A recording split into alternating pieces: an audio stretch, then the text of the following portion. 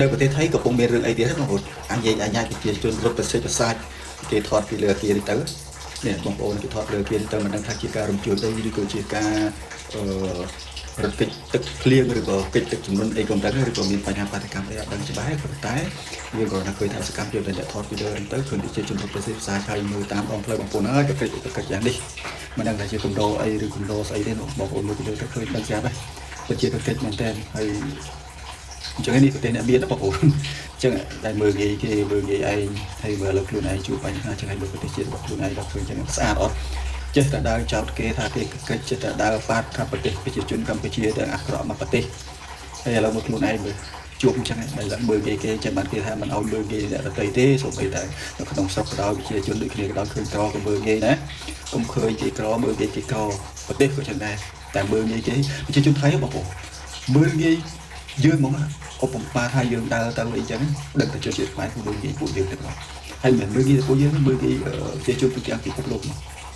ឆ្លើយចរិតវាក៏អឺតក៏តន់គេថាពួកវានឹងគឺជាអ្នកមានគេគិតថាពួកគេនឹងគឺជាអ្នកដែលអស្ចារ្យគឺជាប្រទេសគេនឹងគិតថាជាប្រទេសដែលអច្ឆរិយៈតាមពិតដូចគេសោះហ្នឹងដែលខ្មែរយើងទៅពិនិត្យសុខភាពនៅប្រទេសវាអីតាមមើលតែចរិតរបស់ពួកវាគឺឆ្លើយមើលងាយមើលថោករបស់ប្រជាជនយើងក៏ប៉ុន្តែប្រជាជនយើងភាគច្រើនដែលនៅតាមជាដែរភាគច្រើនពួកគាត់ទៅព្យាបាលនៅប្រទេសថៃហ្នឹងតែក្រោយសង្គ្រាមផ្ទុះឡើងបែបនេះមិនដឹងថាពួកគាត់រត់ទៅណាទេរត់ទៅថៃទៀតដែរឬអត់សង្ឃឹមថាមិនរត់ទៅថៃទៀតចុះកុំនៅឃ្លានយកលុយទៅឲ្យគេឲ្យគេមើលងាយធ្វើថោកទៀតណាបងប្អូនគិតឲ្យច្បាស់នៅប្រទេសថៃកំពុងមានរឿងអីទៀតហ្នឹងបងប្អូនអាញាប្រជាជនរត់ប្រសិទ្ធប្រសាទគេថតពីលើគេទៅនេះបងប្អូនគេថតលើគេទៅមិនដឹងថាជាការរំជើបអីឬក៏ជាការរត់គេចទឹកភ្លៀងឬក៏គេចទឹកចំនួនអីក៏មិនដឹងឬក៏មានបញ្ហាបាតុកម្មអីអត់ដឹងច្បាស់ប៉ុន្តែវាក៏ថាឃើញថាសកម្មភាពដែលថតពីលើទៅឃើញប្រជាជនរត់ប្រសិទ្ធប្រសាទហើយមើលតាមដងផ្លូវបងប្អូនហើយក៏គេចយ៉ាងនេះមិនដឹងថាជាគំដោអីឬគំដោស្អីទេបងប្អូនមើលពីលើទៅឃើញដឹងស្រាប់ហើយពិតជាគេចមែនតើហើយ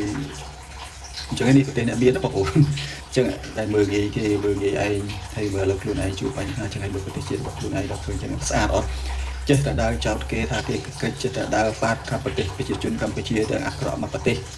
ហើយឥឡូវមើលខ្លួនឯងមើលជួបអញ្ចឹងហើយមើលគេចេះបានគេថាមិនឲ្យមើលគេអ្នកដទៃទេសូម្បីតែនៅក្នុងស្រុកក៏ដោយប្រជាជនដូចគ្នាក៏ដោយឃើញក្រក៏មើលគេណា